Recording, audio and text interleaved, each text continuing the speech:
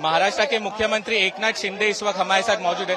Sir, आप जगह जगह पे जा रहे हैं, छोटी छोटी गलियों में जा रहे हैं, जहां से आपने काम शुरू किया, क्या है ये पूरा इनिशिएटिव, कैसा लोगों का प्रतिसाद मिल रहा है? ये तो आप देख रहे हैं कि हमारे लाडली बहना जो योजना है, मुख्यमंत्री लाडली बहना योजना, ये परिवार भेंट, ये कुटुंब भेंट ये अभियान हमने शुरू किया है। यहाँ पर मैं घर घर जा रहा हूँ, वहाँ मेरे बहनाओं से बात कर रहा हूँ। उनको जो उनका रिएक्शन है, उनके चेहरे पे खुशी है कि इतने जल्द ये लाडली बहना योजना का पैसे मिल गए, खाते में जमा हो गए और अभी खुद के पैसे उनके खुद के अधिकार में उनके कभी भी पैसे निकाल सकते। कई लोगों ने कहा हमारे घर में जो दवाई की बात थी, पढ़ाई की बात थी, किताबों की बात थी, कपड़ों की बात थी, ये अभी हम खुद आत्मनिर्भर बन गए। हमारा अधिकार है कि हम कुछ भी हमारे पैसे से खरीद सकते हैं, कुछ हमारे परिवार को सहायता हो सकती है। तो इसलिए जो हमारे बहनों को फायदा मिला है, लाभ मिला है, उनको भी मिला मैं।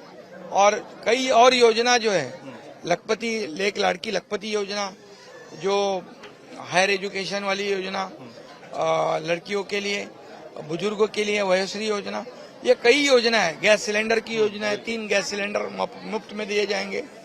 ये योजनाओं के बारे में भी जानकारी उनको मिली और उनको कहा कि और जो आप ये जानकारी और मेरे बहनों को दो और भाइयों को दो।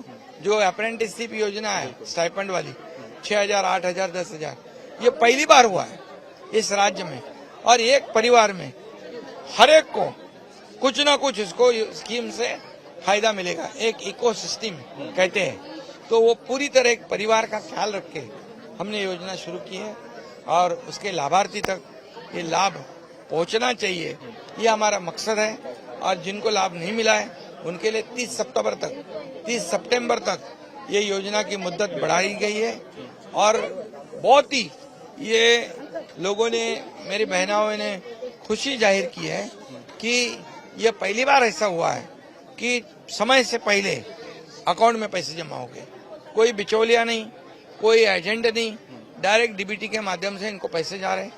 और जो और अन्य योजना है, इसका भी लाभ हमारे बहनों को, हमारे लाडले भाइयों को, हमारे लाडले किसानों को और हमारे जो लाडले बुजुर्ग हैं, उनको भी हमने पूरी तरह एक योजना के अंदर कवर किया है।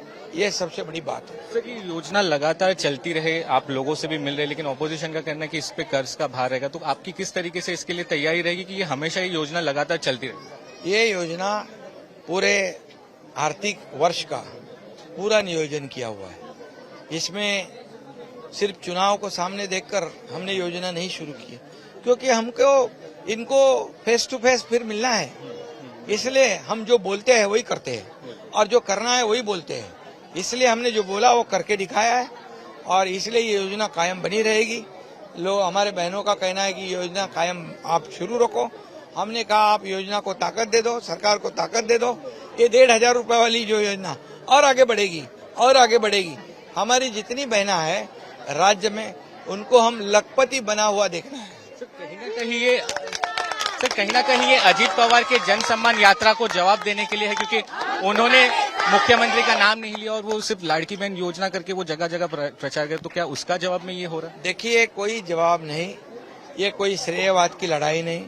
मैं हूँ, हमारे उप मुख्यमंत्री देवेंद्र फडणवीस जी है, अजीत दादा पवार है, हमारे पूरे मंत्रिमंडल ने ये निर्णय लिया है। और ये योजना शुरू करने के समय हमने काफी कुछ सोचकर, ये आम आदमी, जो गरीब आदमी, सर्व सामान्य परिवार को एक बहुत कहते हैं कि आधार मिले, उनको सहयोग मिले, और इसलिए योजना शुरू की है। ये कोई श्रेयवाद की नहीं। ये अभी हम जो कर रहे हैं, हर घर में हमारा कार्यकर्ता जाएगा। 1 लाख कार्यकर्ता 15 घरों में जाएगा, हर दिन 15 लाख। इसका मतलब हफ्ते में 1 करोड़ घर, 1 करोड़ घर में हमारी बहनाओं को, भाइयों को हमारे लोग मिलेंगे। और ये योजना का प्रचार और प्रसार बड़ी तेजी से होना चाहिए। लाभार्थी कोई भी वंचित नहीं रहना चाहिए, ये हमारा मकसद है। कोई क्रेडिट, कोई श्रेय लेने, सब जग काम कर रहे हैं। का मकसद क्या है? अजीत दादा के कार्यकर्ता हो, देवेंद्र जी के कार्यकर्ता हो, हमारे कार्यकर्ता हो, ये सब जगह जाए और लोगों को इसका जो लाभ है, योजना है, उसकी जानकारी दे ताकि कोई भी लाभार्थी वंचित न रहे। आखिरी सवाल सीट शेयरिंग को लेकर बीजेपी का कहना है कि 150 से ज्यादा सीटों पे लड़ेंगे। आपका ऐसा दावा है कि 100 से ज्यादा सीटों पे आप लड़ना चाहते हैं। आपकी कितनी सीटों पे लड़ने की इच्छा है और क्या वो सम्मान सभी को मिलेगा? बिल्कुल उसके बारे में चर्चा शुरू है। हमारी चर्चा सकारात्मक है और सभी का सम्मान रखा जाएगा।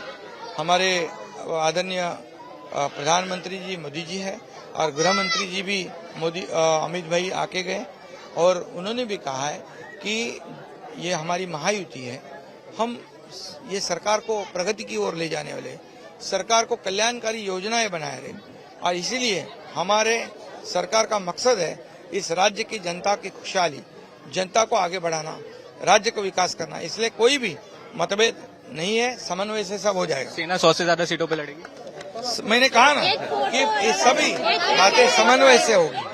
बहुत बहुत शुक्रिया हमसे बात करने। कैमरा पर्सन साहिल चौहान के साथ सौरभ अख्तानिया, ठाणे आज तक।